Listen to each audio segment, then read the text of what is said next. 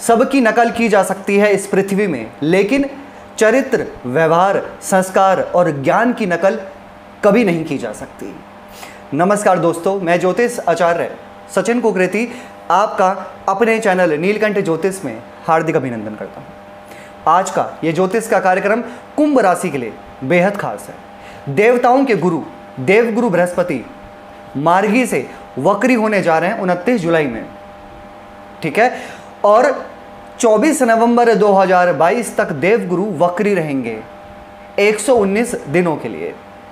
अब देवगुरु रेट्रो हो रहे हैं, वक्री हो रहे हैं, तो कुंभ राशि के जीवन पर इसका क्या प्रभाव पड़ेगा, सिर्फ यह नहीं, सब कुछ जानेंगे डिटेल में कि देवगुरु क्या आपको फल देने वाले हैं, कौन से भाव में ट्रांजिट कर रहे हैं, वक्री हो रहे हैं, कौन से भाव में दृष्टि डालेंगे वक्री होके, क्या आपको फल देंगे, नेगेटिव पॉजिटिव क्या है, क्या सावधानी रखनी है, क्या उपाय करने हैं, सभी कुछ, और वक्री क्या है ये भी, ठीक है। तो आज का कार्यक्रम बहुत ही ज़्यादा विशेष है।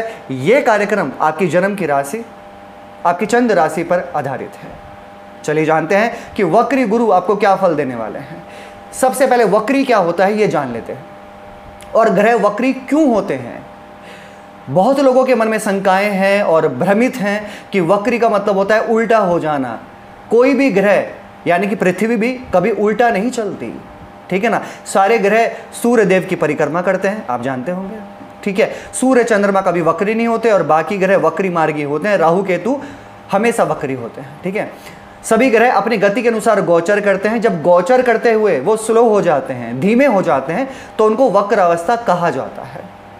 और पृथ्वी की गति और उन ग्रह की गति में अंतर हो जाने के कारण वो वक्री दिखाई देने लग जाते हैं। लेकिन शास्त्र कहते हैं कि वक्री ग्रह शुभ ग्रह हो तो शुभता को बढ़ाते हैं और अशुभ ग्रह हो तो अशुभता को बढ़ा देते हैं, लेकिन देखना पड़ता है कि कौन से भाव में ट्रांजिट कर रहे हैं। चलिए करते हैं शुरुआत बिना टाइम वेस्ट किए। और कुंभ राशि की अगस्त 2022 मासिक राशिफल कैसा रहेगा, वीडियो बनाई है, आई बटन पे भी है, जाके देखिएगा। और कुंभ राशि की संपूर्ण जीवन की महत्वपूर्ण भविष्यवाणी, कुंभ राशि वाले व्यक्ति कैसे होते हैं, आपका गुण अवगुण चरित्र, क्या खासियत है आपके अंदर, और कौन से वर्ष में आपका भाग्य उदय होता है, ये भी वीडियो बनाई है, जाके जरूर देखिएगा। 29 जुलाई में देवगुरु आपके कहां पर वक्री हो रहे हैं, आपके सेकंड हाउस में वक्री हो रहे हैं। समझने का प्रयास कीजिएगा दोस्तों बहुत ध्यान से। सेकंड हाउस में वक्री हो रहे हैं तो गुरु की दृष्टि कहां पर है, छठे घर पर है, आठवें घर पर है और 10वें घर पर है। 10th हाउस में वक्री गुरु की दृष्टि पड़ रही है, ठीक है। जब सेकंड हाउस में गुरु वक्री हो जाएंगे तो आपकी सबसे पहले तो क्या होगा कि परिवार वालों के साथ में छोटी छोटी बातों पर आर्ग्यूमेंट या छोटी छोटी बातों पर कुछ भी, जैसे कि कहीं पर भी कुछ बहस चल जाती है, कोई टॉपिक आता है बीच में, कैसे भी चीज़ें आती हैं, तो आपको शांत रहना है। ऐसे नहीं कि आपको अपने वहाँ पर एकदम से बोल पड़ना है या एकदम से वहाँ पर आपको अपने आप को दिखाना है, प्रेजेंट करना है, नहीं, शांति से काम लेना है आपको, ठीक है। गुरु अपने घर में है, हालांकि वक्री गुरु अपने घर में है, कोई प्रॉब्लम तो नहीं आएगी। आप कुछ भी बोलेंगे वापस से वो ठीक हो जाएगा, वापस से सब कुछ ठीक हो जाएगा, लेकिन फिर भी आपको थोड़ा ध्यान रखना है, ठीक है।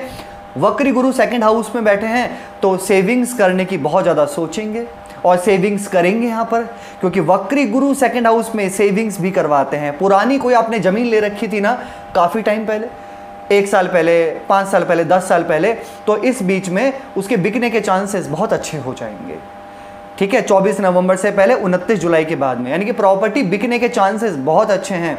और जो व्यक्ति ये सोच रहे थे कुंभ राशि वाले कि प्रॉपर्टी लेना चाहते हैं, खरीदना चाहते हैं, तो हाँ वो प्रॉपर्टी खरीद सकते हैं, ठीक है। ये आपके लिए बहुत ज़्यादा पॉजिटिव है। आपकी सेविंग्स सडनली गेन होने लग जाएगा और प्रॉफिट्स में जो इजाफा है वो आपके लिए बढ़ने लग जाएगा। वो कैसे, क्योंकि देवगुरु जो है ना वो लाभ स्थान के भी मालिक हैं, 11वें घर के मालिक हैं और सेकंड हाउस के मालिक हैं, और सेकंड हाउस में वक्री हो रखे हैं, यानी कि प्रॉफिट्स इनकम अच्छी दिखेगी आपको।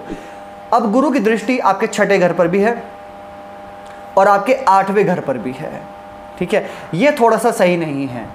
वक्री गुरु की दृष्टि छठे घर में और 8वें घर में ये ठीक नहीं है, क्योंकि दोनों जो स्थान होते हैं ये दुष्ट स्थान माने जाते हैं, खराब हाउस होते हैं, 6, 8, 12।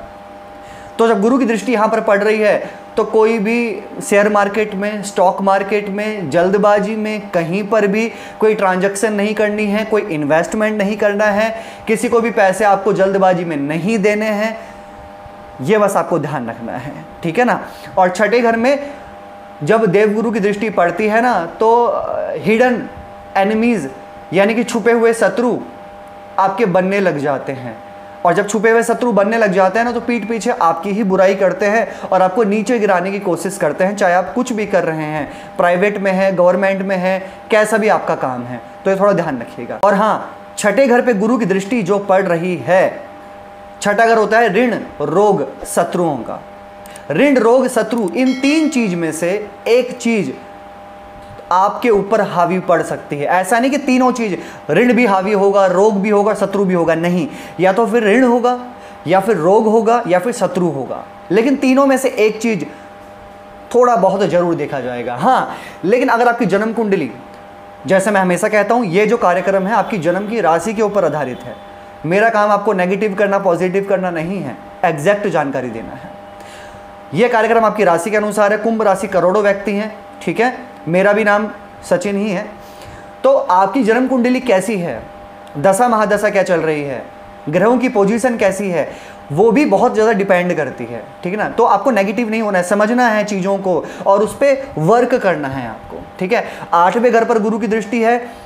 अगर आपके घर परिवार में कोई भी सदस्य जमीन से जुड़ा हुआ कार्य करता है ना, कोई भी सदस्य, वो अच्छा रहेगा, ठीक है ना। आपके घर परिवार में कोई भी सदस्य डीप नॉलेज लेता है, रिसर्च फील्ड में काम करते हैं, या जमीन से जुड़ा हुआ कैसा भी कोई भी काम करते हैं, ट्रांसपोर्ट से जुड़ा हुआ काम करते हैं, मैनेजमेंट करते हैं, तो उनके कार्य क्षेत्र में इजाफा जरूर होगा, ठीक है। और हाँ, आप कोई भी वाहन चलाते हैं, कैसा भी कुछ भी आप चलाते हैं, सोच समझ के, गुरु वक्री 8th हाउस में दृष्टि, आप कोई वाहन को बेच सकते हैं और दूसरा वाहन खरीद सकते हैं। यानी कि वाहन खरीदने का भी योग 24 नवंबर से पहले मुझे जरूर दिखाई दे रहा है इस बीच में। और वहीं गुरु की दृष्टि आपके दसम भाव में भी पड़ रही है, ये बहुत अच्छा है। दसम भाव होता है करियर का, कर्म क्षेत्र का। और जब दसम भाव पे गुरु की दृष्टि पड़ती है ना, तो करियर को लेकर बहुत ज़्यादा अच्छा हो जाता है, करियर में ग्रो होने लगता है, करियर के रास्ते खुल जाते हैं। आपने स्वयं देखा होगा ना, बहुत सारे व्यक्तियों के प्रश्न होते हैं कि हमारा करियर कैसा होगा, क्या हमको नई नौकरी मिल पाएगी, क्या हम करियर में कुछ अच्छा कर पाएंगे, क्या हमारी जॉब बदलने के योग हैं, हम स्विच कर सकते हैं, क्या प्रमोशन होगा, क्या हमारे फॉरेन में जॉब मिल सकती है।